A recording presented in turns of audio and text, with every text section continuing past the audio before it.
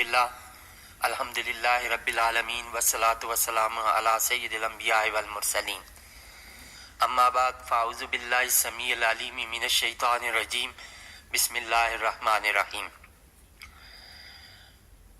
رب یسر ولا تعسر وتمم بالخیر وبک نستعین صدق اللہ العظیم۔ السلام علیکم ورحمۃ اللہ وبرکاتہ۔ آج کے درس فقہ میں ہم قرآن مجید کی سورہ مائدہ میں وضو اور غسل کے لیے پانی اور مٹی سے طہارت کا حکم دیا گیا ہے، اس حوالے سے بات کریں گے۔ وضو اور غسل کا حکم اول پانی سے ہے، اور اگر پانی میسر نہ ہو تو وضو اور غسل پاک مٹی سے تیمم کر کے حاصل کیا جا سکتا ہے۔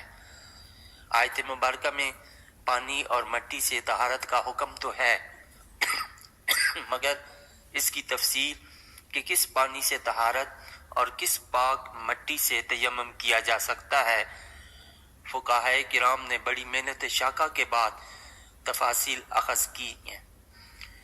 میں ان تفاصیل میں نہیں جاؤں گا، بلکہ اس کو اختصار کے ساتھ اور آسان الفاظ میں ذکر کرنے کی کوشش کروں گا۔ پانی کی دو اقسام ہیں، ایک پانی مطلق اور دوسرا پانی مقید۔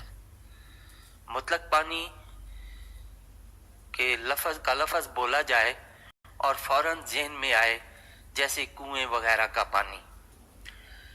اس مطلق پانی کی چار اقسام ہیں، ایک آسمان سے برسنے والا پانی، دوسرا زمین سے نکلنے والا پانی، تیسرا سمندر اور دریا کا پانی، اور چوتھا برف سے پگھلنے والا پانی۔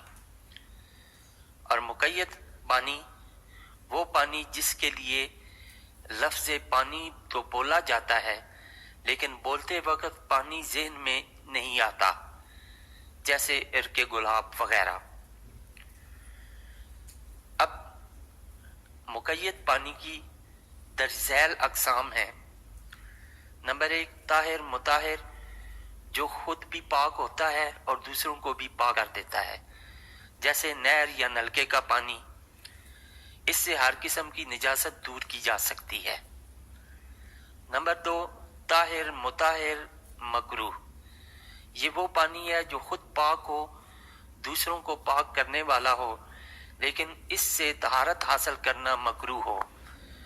اب اگر کسی شخص نے طہارت حاصل کرنی ہے تو یہی پانی ہے، اس کے علاوہ کوئی طاہر مطہر پانی نہیں ہے، تو امر مجبوری وہ اسی سے پاکی حاصل کر سکتا ہے، لیکن طاہر مطہر کی موجودگی میں وہ اس سے طہارت حاصل نہیں کر سکتا۔ نمبر تین، طاہر غیر مطہر، یہ وہ پانی ہے جو خود پاک ہو اور دوسروں کو پاک نہ کرے، جیسے مستعمل پانی۔ اور چوتھے نمبر پہ مستعمل پانی، یعنی استعمال شدہ پانی۔ جو بھی پانی ہم وضو، غسل، پاکی حاصل کرنے کے لیے استعمال کرتے ہیں، اس نیت سے کہ ثواب ملے گا، تو ایسا پانی مستعمل کہلاتا ہے، اس سے طہارت حاصل نہیں کی جا سکتی۔ نمبر پانچ، طاہر مشکوک، یہ وہ پانی ہے جو خود پاک ہو، لیکن اس بات میں شک ہو کہ نہ معلوم یہ پاک کرتا ہے یا نہیں، جیسے خچر یا گدھے کا جھوٹا پانی۔